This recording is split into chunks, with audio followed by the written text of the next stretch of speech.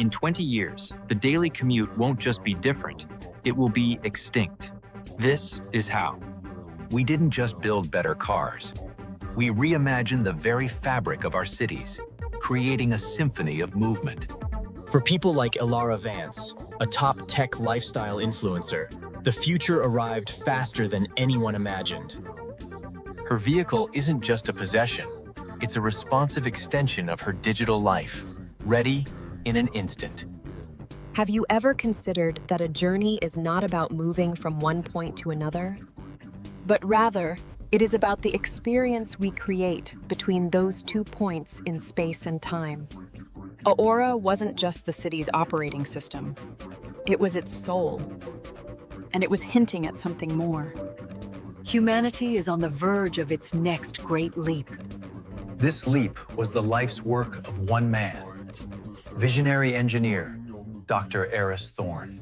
We've had cars for over a century. We've had electric cars for decades.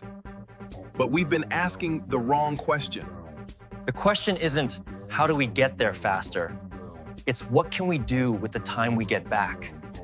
His vision wasn't about transportation. It was about liberation.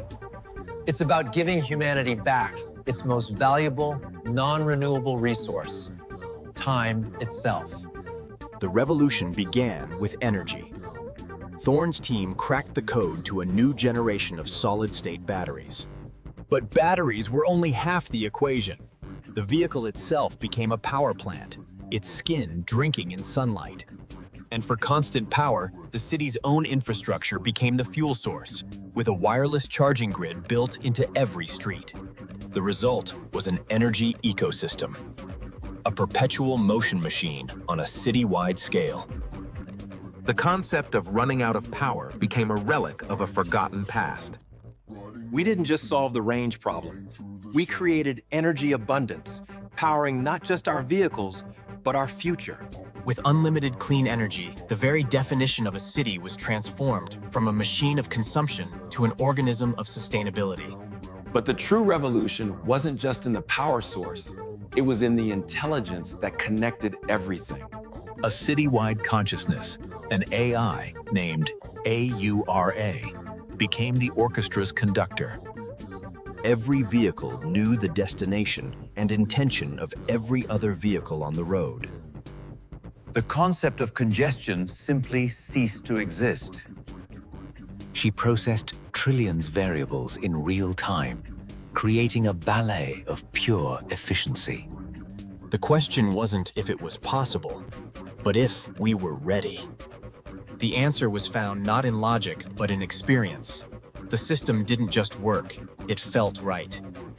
With the journey managed, the focus shifted to the passenger.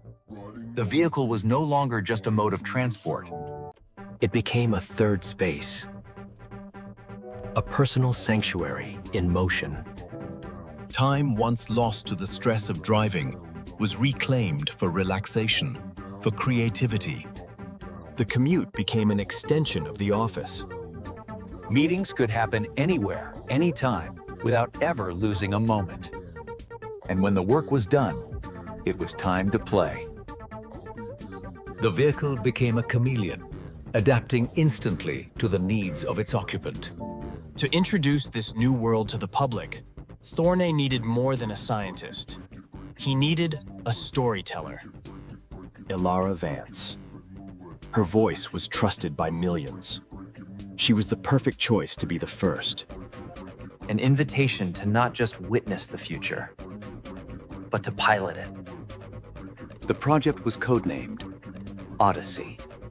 The stage was set for the most ambitious public trial in history. One driver, one city, and one AI in complete control. The test was about to begin. For the first time, a single human life would be placed in the hands of a city-wide intelligence. All systems online. The Odyssey is ready. The city is ready. With a single command, Dr. Thorne would unleash a revolution. The journey had begun, not just through the city, but into a new chapter of human history. She wasn't just a passenger.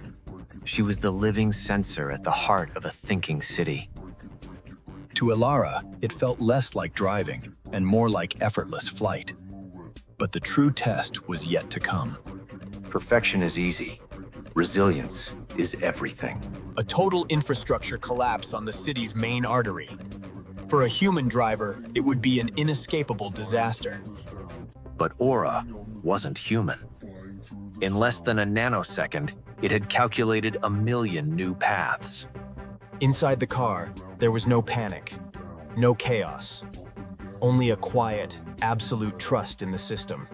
It wasn't traffic, it was a symphony, conducted by an intelligence beyond our comprehension. His dream, a world without crashes, without congestion, without chaos, was no longer a dream. On that day, the future of mobility arrived, and it sprayed across the nation like wildfire. City by city, America began to transform, shedding the skin of a century-old system. Vast landscapes of concrete, once dedicated to dormant cars, were returned to the people. Cities became quieter, cleaner, more human. The constant hum of anxiety was replaced by the sound of life. The daily commute, once a source of stress, was transformed into a sanctuary. It was the reclamation of our most precious resource, time.